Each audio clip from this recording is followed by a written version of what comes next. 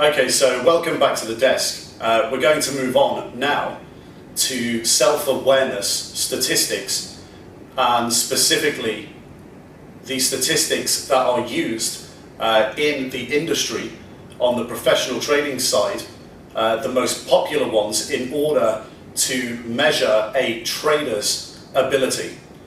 And overall, these are very, very important metrics because you have to measure your own ability as a trader to understand your strengths and weaknesses, and also to make informed decisions about deploying capital overall to your portfolio. So the first one we're going to look at is the Kelly criterion. And the Kelly criterion presentation is available in the PTM video series. So we're going to look at this one first. This is a presentation that I gave 2 years ago at Cass Business School, and everything is still the same. The Kelly criterion is still used and very popular as an industry metric in order to measure a trader's ability. It can be used in stocks, it can be used in currencies, it can be used across all asset classes. Now, mentioned previously in the risk management section of the video series, we did touch upon the fact that retail traders don't have a boss or risk manager on a trading desk that measures their ability or deploys capital to them or makes up the rules in terms of capital deployment. And professional traders and hedge fund managers have this luxury where they have a boss or the head of the fund, the head of the desk, or a risk manager that actually measures their ability and decides on the deployment of capital to that trader based on their overall abilities and their performance metrics in their portfolio. Unfortunately, retail traders do not have this at all. So you are your own boss and you are trading your own money, and you have to make your own decisions on when to deploy capital and when not to deploy capital. And this is why self-awareness statistics are so important. You need a mechanism in place which basically measures on all your previous trades your abilities, so your strengths and weaknesses as a trader, so you understand when to deploy capital and when not to deploy capital, and also to work on your weaknesses. So the position you have to imagine yourself in now is that you're constantly applying the overall process to the Forex market that we've been through, so the idea generation process, gatekeeping, real positions, and managing risk in your portfolio. And now you've been through a number of trades in the past. And now you're measuring your abilities, your strengths, and your weaknesses. And this is one of the big problems with retail traders, is that they don't have a boss. You are the boss. And if you don't have a boss and you are the boss, you have to actually measure your own ability objectively and do this so you learn about yourself as a trader and know better when to deploy capital and when not to deploy capital over time or at any period in your life. So the first one we're going to look at is the Kelly criterion. Go to the download section, you'll be able to pull off the spreadsheet. So download the spreadsheet and go through the formula. Make sure you understand, you know how it works. And I'll see you at the end of the presentation for a conclusion at the end of this video. Okay, we're going to move on to something called the Kelly criterion.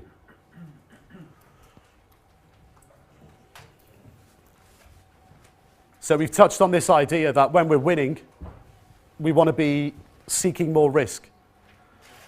We've touched on the idea that when we're losing,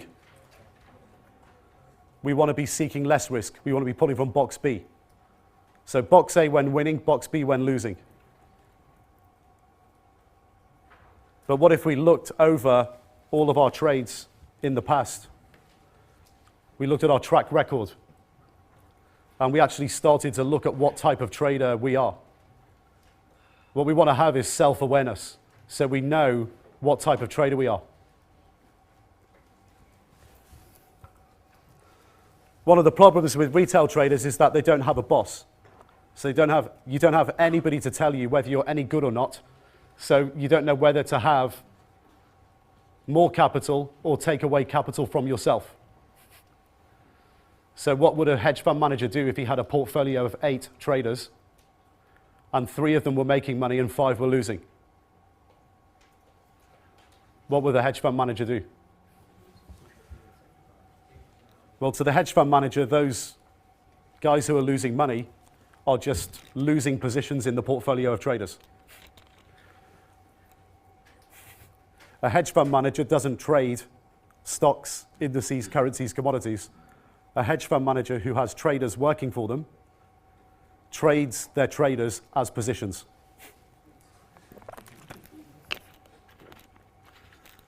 Hedge fund managers trade humans, or hopefully non-humans. What does a funds of fund manager do? Trades humans that trades humans.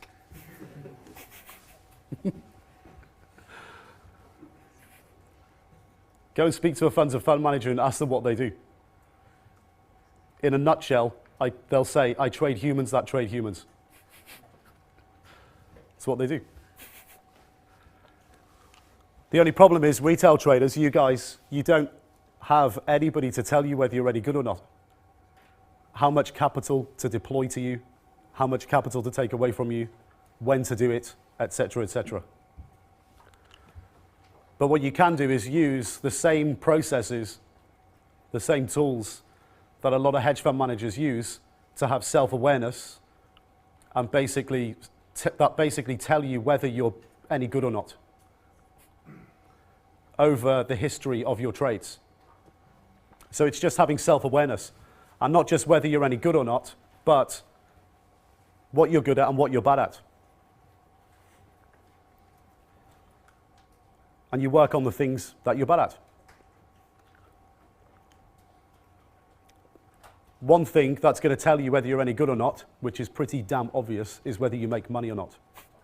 But if you're making money, it's a mix of things, of behaviors, of what you're good at and what you're bad at. And in overall terms, whether you deserve more capital, and if you do, how much, and when you should deploy it.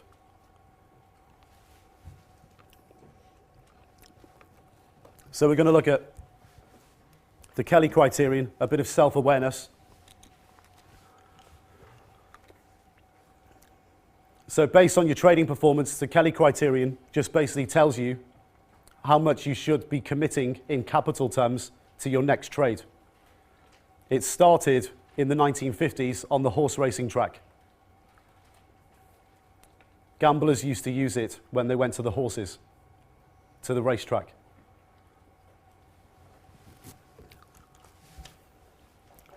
So they go to the racetrack with $100 and they go on race 1. Well, let's put the question out there. If you go to the racetrack with $100 and there's 10 races today, how much do you put on race number 1? Okay, so you lose your $10. How much do you put on race number 2?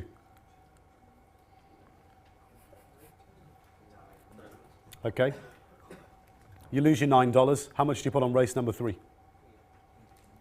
Yeah, so what you're doing is you're taking capital away from yourself for each trade, yeah? In the reverse, walk onto the racetrack with $100, you put $10 on and your horse comes in and you make a total of $18. What would you do next? Yeah, you take more risk, yeah? So the Kelly criterion basically rewards traders who make money by saying you put more capital on your next trade, and takes capital away from traders who always lose. The marginal rate that you take off and put on, that's what Kelly tells you to do, yeah? But it's a great litmus test when you look back at your last, say, 50, 60 trades, what type of trader you are. So let's just have a look at an example. So we've got here a theoretical trader who's done 60 trades. On trade 1, this trader made $5,000, and it's a win. So a 1 goes in the win score. On trade number 2, this trader made a loss of 5,000, so a 1 goes in the loss score. So far, the trader's made no money. And they've got a win ratio of 50% and a loss ratio of 50%. Yeah? You keep going all the way down. And we've got the results here. So the trader on their winners has made $272,000. On their losers, the trader has lost $148,000. They've made money on 30, they've won on 30 of the trades, made money on 30, lost money on 30. So win ratio of 50, loss ratio of 50.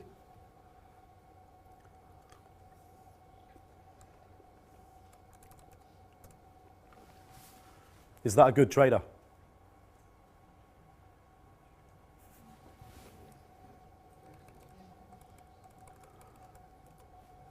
So basically, the Kelly criterion says that on the next trade, this trader should put on 23% of their exposure on the next trade.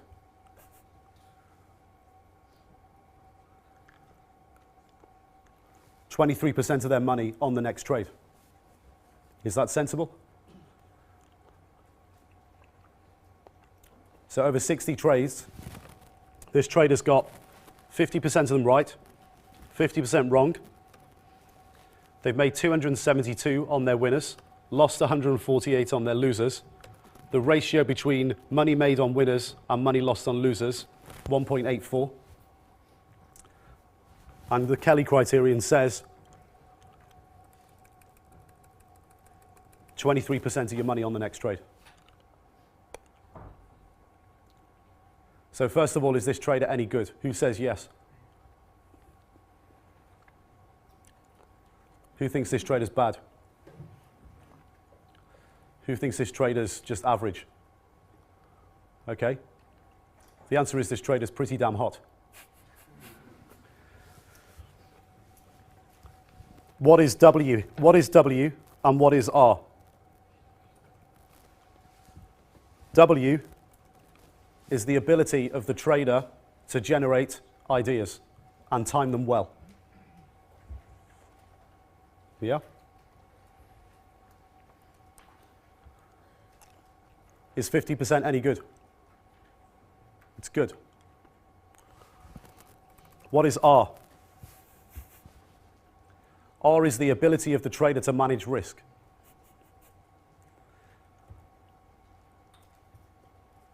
Because they can have lots of good ideas, but if they don't run their winners and don't cut their losers, their R is going to be awful. What is a good R? That's a good R. Anything around 2 plus is great. Over a good sized number of trades.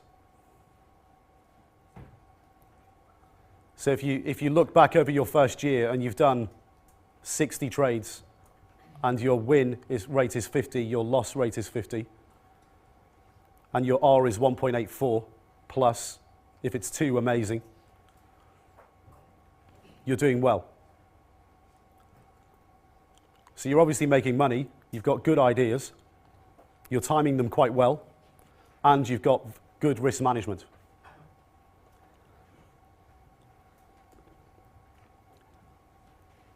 Now what happens as a hedge fund manager if you're sitting in the back and you've got a team of 20 traders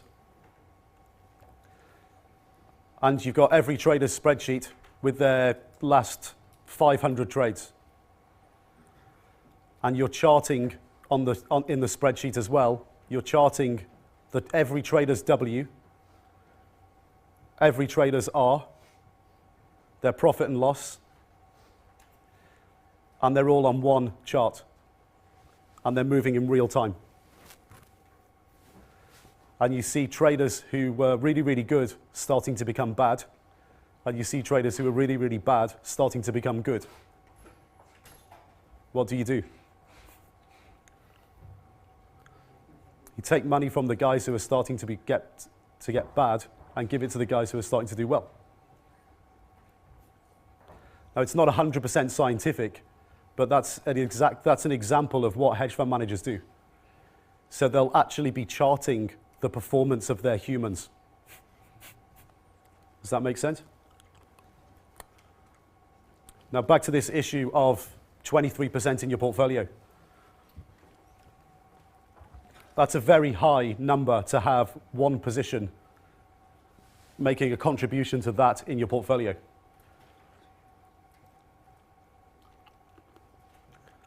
But what does that say? For example, if you put a limit on it and say you start off with a position that's between 5 and 10% of your portfolio, and it starts to show that it's a big winner in the portfolio, what do? You add to it. Now, what happens if originally your single asset position limit was 10%? Your single stock position limit was 10%. Should you be adding to it? Should you be adding, if adding to it means you're going over your self-imposed 10% position limit, should you add to it? No, you absolutely should. Because Kelly's telling you you're allowed to. You're a good trader.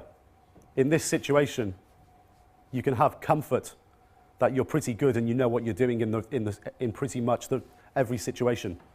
Because the last 60 trades says, as a trader, you know when to add to winners and you know when to cut losers. What would that mean if you were working at a bank or a hedge fund? It would mean you'd have to go and see your boss and ask for permission to do it. I really want to add to this winner. Can I break my single stock position limit? Absolutely. Go over by 5% for the moment. Now what happens if it goes in your favor more?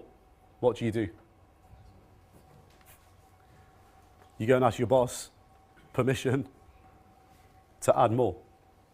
And you keep pulling from box A. And you keep rolling your stop loss until you get stopped out. And what will happen once or twice every year, when you start off with your single position limits of, say, 10%, and those winners start to appear, and your history as a trader says you know what to do on your winners and you know what to do on your losers, so you can take comfort in your track record that you know what you're doing. One or two of those trades per year is going to pay you 50% of all your money for the year. Because you're going to go from 10 to 15% and it'll continue. You go from 15 to 20% and you'll continue. You go from 20 to 25% and you'll continue. And you'll keep rolling your stop loss.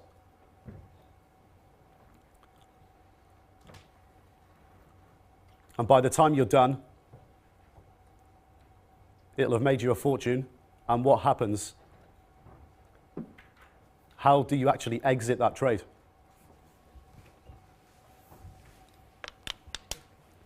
You don't. You'll just get stopped out. You just keep going.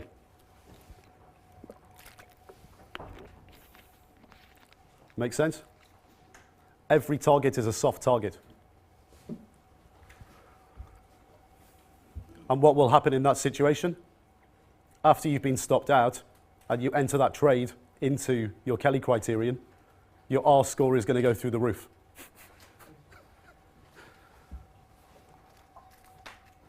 And what have you done for the next 6-12 months? You've just given yourself license to continue trading like an animal. Because your R score's just gone through the roof.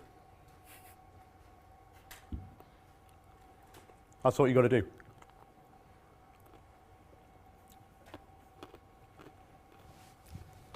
So put every trade you do in the Kelly criterion. Start off with self-imposed position limits, but those position limits are soft. Only when winners emerge are you allowed to break limits. You never break limits on a loser. Ever.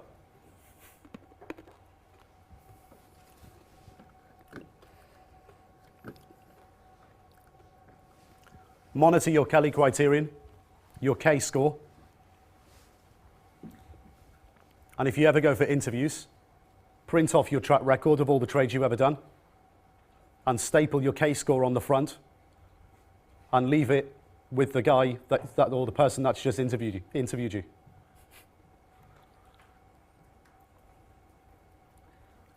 And if you've done a couple of hundred trades, you've got an R of around 2. And your K score's 23, 25%. Your W's 50. Whoever it is going to be pretty impressed.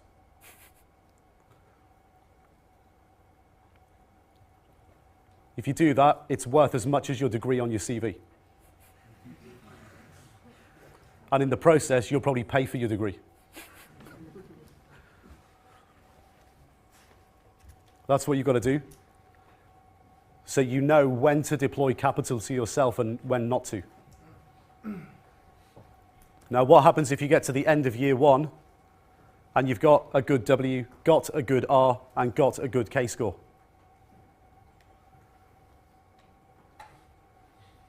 You want to be putting more money in your trading account. Box A. You're good at trading. So why are you limiting yourself? Shoot for the moon, and you'll fall amongst the stars. You're selling yourself short. Take more risk. Because you've got a stop-loss portfolio anyway, so it doesn't matter. You might as well take more risk. But if it goes wrong, you better trade out of the stop-loss portfolio. I've seen nightmare situations where guys have gone from £20,000 in their trading account to over £300,000 in a year. And by the end of year 2, they're at 0. Because they didn't put risk management parameters on their portfolio. Okay, so welcome back to the desk. What we looked at there, the Kelly criterion, really is a self-awareness statistic for you as a trader to really understand when and when not to deploy capital. So more like gross exposure, and also learning about your strengths and weaknesses as a trader.